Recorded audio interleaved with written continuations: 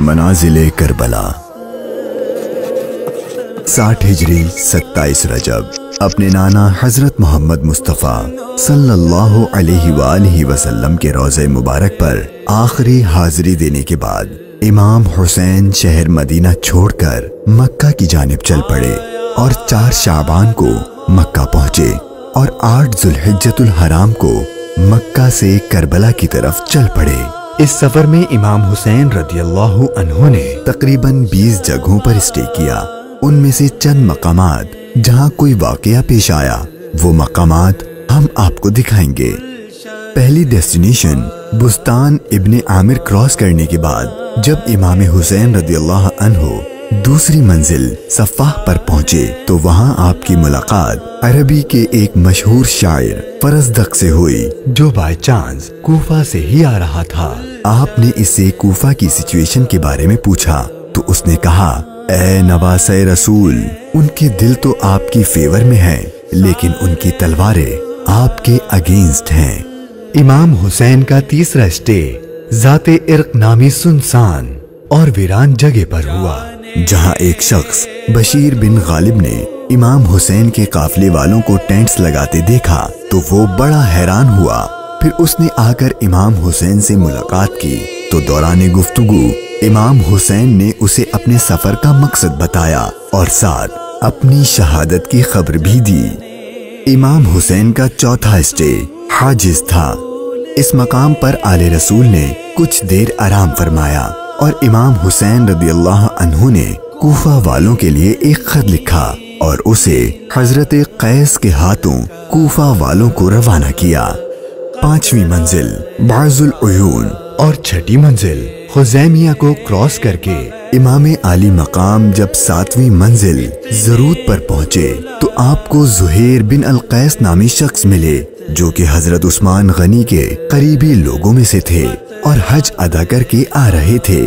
उसने जैसे ही इमाम हुसैन से मुलाकात की तो उसने अपने घर जाने के बजाय इमाम हुसैन का रफीक सफर बनने को प्रेफर किया। 8वीं मंजिल सालिबिया पर एक गमनाक इमाम हुसैन के इंतजार में थी। यही वो मकाम था जहां आपके चचाजाद भाई हजरत मुस्लिम बिन अकील और उनके 2 बेटों की शहादत की दर्दनाक खबर मिली।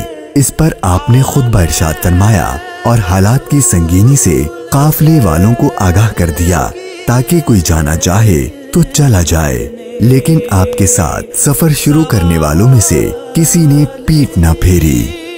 मुश्किलात में इजाफा और जर्नी डिफिकल्ट होती जा रही थी क्योंकि इब्ने जियाद गवर्नर कूफा को इमाम हुसैन के आने की खबर मिल गई थी और उसने अपने बहादुर और माहिर कमांडर हुर को 1000 का लश्कर देकर इमाम हुसैन को गिरफ्तार करने भेज दिया। इमाम हुसैन जुहाला, बतने उकबा और शराफ से गुजरने के बाद जब 12वीं मंजिल सुरात पहुंचे तो आपका सामना हुर और उसके 1000 के लश्कर से हुआ। इस रेगिस्तानी इलाके में हुर और उसके लश्कर वालों का प्यास से बुरा हाल हो चुका था और उनके पास पानी भी नहीं था तो इमाम हुसैन ने उनको अपने हाथ से पानी पिलाया। फिर आपने उनके सामने तकरीर की और जब आप ज़ोहर की नमाज पढ़ने के लिए खड़े हुए तो आपके काफिले वालों के साथ हुर के लश्कर ने भी आपके पीछे नमाज पढ़ी। 13वीं मंजिल कादसिया, ये है टर्निंग पॉइंट। इमाम हुसैन रदियल्लाहु अन्हु को जाना तो कूफा था लेकिन आपने रास्ता तब्दील कर दिया और आप करबला की तरफ चलना शुरू हो गए। इमाम हुसैन अपनी मंजिल शहादत की तरफ सफर करते हुए मुगीसा और ज़ीबुल हिजानात, बैदा और ज़ू हुसम के बाद जब 18वीं मंजिल कसरे बनी मुकातिल पर पहुंचे तो शाम हो चुकी थी। आपने रात यहीं गुजारी और सुबह जब इमाम हुसैन यहाँ से रवाना हुए तो आपकी जबान पर इन्ना लिल्लाही व इन्ना इलैहि राजिऊन के कलिमात जारी थे। आपके बेटे अली अकबर ने आपसे ये कलिमात पढ़ने की वजह पूछी तो आपने फरमाया कि बेटा, मैंने अभी ख्वाब देखा है और उसमें हमें शहादत की खबर दी गई है। तो आपके शहजादे ने पूछा कि ऐ बाबा जान, کیا ہم حق پر نہیں ہیں؟ تو امام حسین نے فرمایا کیوں نہیں؟ تو آپ کے شہزادے نے بہادری سے جواب دیا کہ پھر موت سے کوئی ڈر نہیں۔ امام حسین کا سفر شہادت، سفر بقائے اسلام اپنے اینڈ کو پہنچنے لگا تھا۔ بس 2 اسٹاپ باقی تھے اور وہ ساری باتیں حقیقت ہونے والی تھیں جو بچپن سے آپ کی شہادت کے بارے میں مشہور تھیں۔ امام حسین جب اپنی سیکنڈ لاسٹ منزل نینوا پر پہنچے تو آپ کی آنکھوں کے سامنے بھی وہ سارا منظر گھومنے لگا جو آپ اپنے والد سے سنا کرتے تھے۔ ابھی امام نے تھوڑا ہی فاصلہ طے کیا تھا، ایک ریگستان میدان نظر آیا اور ابھی وہ سارا قیامت خیز منظر آپ کی نظروں میں گھوم ہی رہا تھا کہ ہر اپنے لشکر کے ساتھ ایک بار پھر آپ کے سامنے آ گیا اور اس نے بتایا کہ گورنر کوفہ ابن زیاد نے مجھے خط دیا ہے کہ آپ جس جگہ پر ہوں وہیں آپ کو روک لوں اور آپ کو ایک ایسی جگہ پر ٹھہراؤں جہاں پانی وغیرہ کچھ بھی نہ ہو۔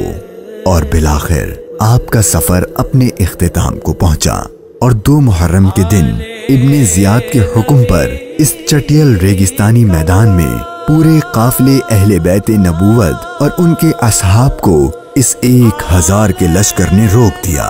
امام حسین نے دریافت فرمایا کہ اتنا تو بتاؤ کہ اس جگہ کا نام کیا ہے؟